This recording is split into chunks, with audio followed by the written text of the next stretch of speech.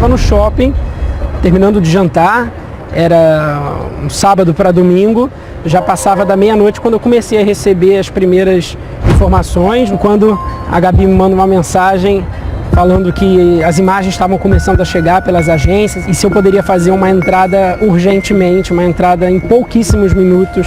Vamos conversar ao vivo com o correspondente Leonardo Monteiro, que está em Lisboa. Leonardo, boa noite para você. Eu não dormi nesse dia, de sábado para domingo, e eu decidi que eu ia pegar uma boleia, como a gente chama aqui, ia pegar uma carona para Pedrógão Grande. Conseguimos chegar aqui na vila de Figueiró dos Vinhos, uma região com apenas 2.000 habitantes. E eu não tinha levado mala, não tinha levado roupa, apenas com meu kit correspondente, tripé, celular, luz, microfones, e a ideia era de fato voltar naquele domingo. Segundo as autoridades, ainda não há previsão das chamas serem controladas. A população de Portugal acordou em choque. Alguns moradores arregaçaram as mangas para tentar combater as chamas próximas de casa. Vamos embora, vai consigo, não há tempo para isso. A casa e todo alrededor está todo destruído. E porque foi difícil, disse para o meu homem, isto é o fim do mundo. A única TV brasileira conseguia acessar até então a estrada 236N, que ficou conhecida depois como Estrada da Morte. A gente conseguiu chegar na estrada onde muitas vítimas tentaram fugir do fogo, mas morreram carbonizadas. Dentro de carros, tentavam encontrar um lugar livre das chamas. 2 dias depois da tragédia, o cenário é de completa destruição e abandono. Não se via a estrada, não se via riscos na estrada, não se via nada. As autoridades acreditam que uma faísca provocada por um raio tenha dado origem à maior tragédia do país nos últimos 50 anos.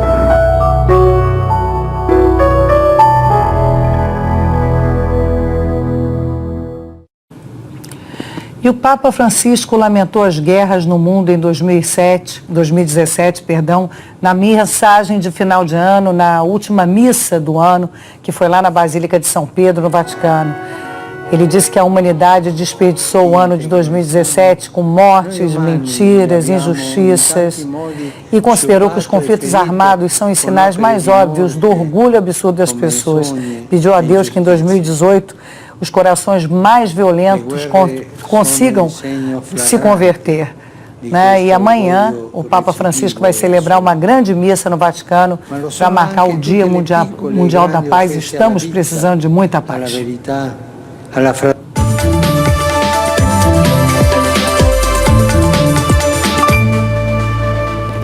Qual o conceito de sucesso? Em meio a um mundo em que artistas de diferentes áreas surgem, ganham milhões de fãs instantaneamente e depois somem com a mesma rapidez, tudo parece tão fugaz. Mas durante o ano, as crônicas do Jornal das 10 mostraram nomes da cultura que se mantêm ali firmes e fortes e são sempre atuais, mesmo depois de anos de estrada.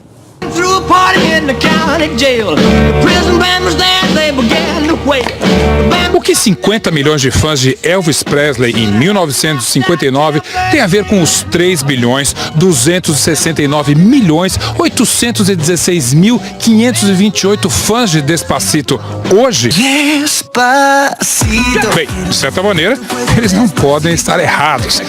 Estou brincando, você sabe, com o clássico título da compilação de sucessos do rei. Falo, que fique claro, de Elvis, já que o nosso rei Roberto ainda nem sonhava com a coroa 58 anos atrás.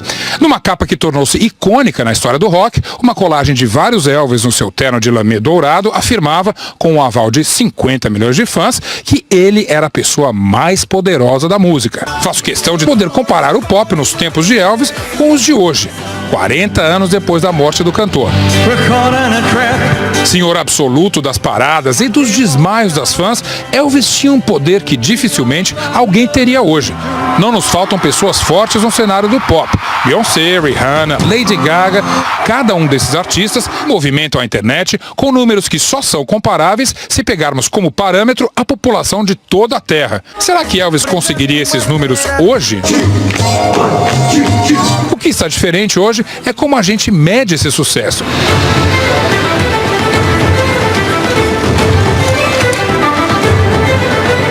O rosto emoldurado por uma touca que estampa a nova nota de 10 libras na Grã-Bretanha embelezou a escritora Jane Austen.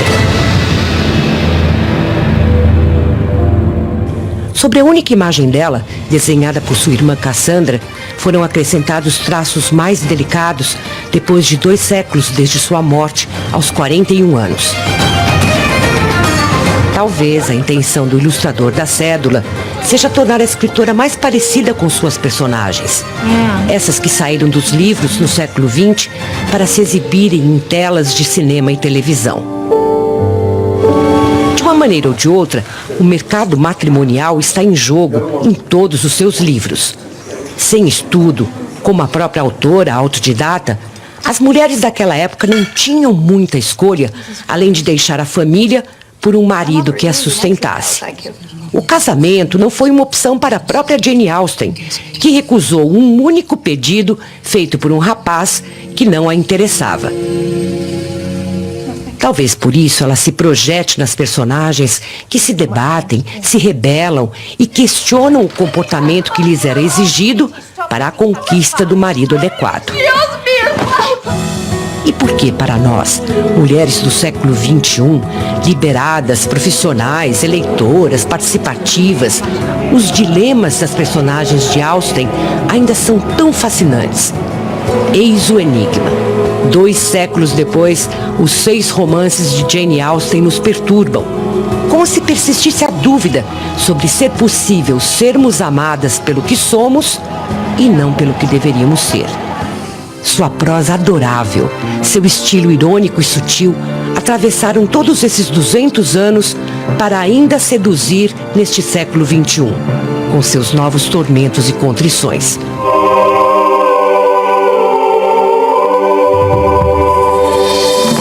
O poeta Charles Baudelaire criou o conceito de modernidade. Modernidade, ele escreveu, é o transitório, o fugidio, metade arte, metade eternidade. O poema Elevação destila a alma desse poeta, que 150 anos depois continua vivo. Acima dos valões, acima dos quintais, das montanhas, dos bosques, das nuvens, dos mares, muito depois do sol, dos campos estelares, muito além dos confins das esferas astrais, espírito meu, voas com agilidade. De família rica, foi interditado pela mãe para não torrar a fortuna e viveu na miséria. Na Revolução de 1848, ele foi às barricadas gritar: "Temos que matar o general Opic." Era o padrasto dele, o comandante militar de Paris. Morreu de sífilis aos 46 anos, paralítico, ao lado da mãe. Disse a ela: "Eu morro e você morre comigo."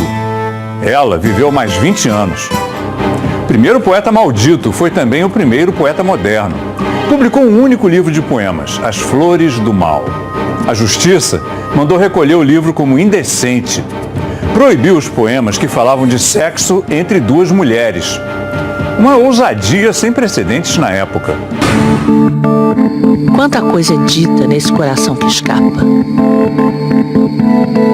O que importa ao artista é o trabalho, longe das automacaquices de selfies. Mas não vamos aqui ser ingênuos. Banksy faz do seu anonimato também o seu marketing. Ele retrata seu tempo, que é também o nosso. E é na rua, nos muros, que ataca de frente. E sabe como sabe dar um bom tapa na cara. Quando os ingleses decidiram cair fora da União Europeia, ele reagiu.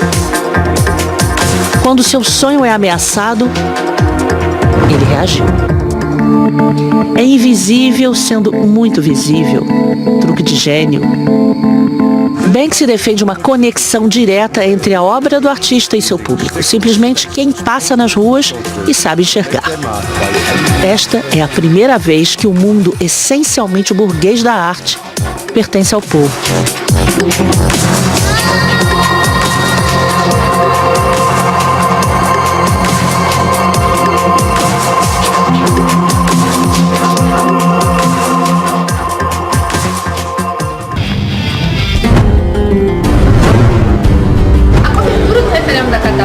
Foi talvez a mais imprevisível de toda a minha carreira. O enredo mudava mudava a toda hora, entravam novos personagens, a gente achava que acontecia alguma coisa, acontecia outra, justamente o contrário. Foi mesmo um enigma do início, do início até o meio, porque essa história chega ao fim de 2017 sem nenhuma previsão para terminar. El dia 1 d'octubre no votareu, no votarem. Què creieu que passarà el dia 1 d'octubre? Votarem. Agora já faz muito frio por aqui, mas quando eu cheguei a Barcelona, 3 dias do referendo, o que eu encontrei foi uma cidade em ponto de ebulição. Aqui em Madrid, pouca gente acreditava que essa votação fosse de fato acontecer. Afinal de contas, a justiça havia proibido o pleito e uma semana antes prendeu líderes independentistas e apreendeu a totalidade das urnas e cédulas que seriam usadas na votação. Mas mesmo assim, quando chegou na hora, o referendo aconteceu. Isso para mim foi surpreendente. O governo catalão da época fabricou de última hora cédulas como esta. Eu guardei de recordação. Ela pergunta: você quer que a Catalunha seja um Estado independente na forma de nação e república? Sim ou não? Além disso, várias urnas foram trazidas de fora da Catalunha e escondidas dentro de casas de moradores pró-independência. Depois das ruas, a batalha chegou aqui na política. Foram semanas de bate-boca entre o primeiro-ministro Mariano Rajoy e o então líder catalão Carles Puigdemont. Depois até o rei Felipe VI entrou nessa briga e foi à TV pela primeira vez falar de política. E em Bruxelas, a União Europeia hesitou e levou tempo para mostrar apoio à Espanha. O golpe aos catalães veio quando o Senado aprovou o polêmico artigo 155 da Constituição Espanhola, que permite Madrid tomar o poder de um governo local. Les informo que hoy he disuelto el Parlamento de Cataluña y que el próximo 21 de diciembre se celebrarán elecciones autonómicas en esa comunidad autónoma. Um duro revés para uma jovem democracia que ainda se recupera de 36 anos de ditadura. Foram feridas como essa e muitas outras abertas este ano que a Espanha ainda vai demorar muito para cicatrizar. Também um forte abalo nas relações entre os catalães e o resto dos espanhóis. Dois povos que, para o bem e para o mal, por enquanto, estão condenados a conviver. 2017 foi um choque de realidade. O avanço do nacionalismo populista fez a União Europeia rachar e os desafios só aumentaram. A expectativa é grande para as eleições na Itália no ano que vem. Uma coisa é certa, o bloco já mudou.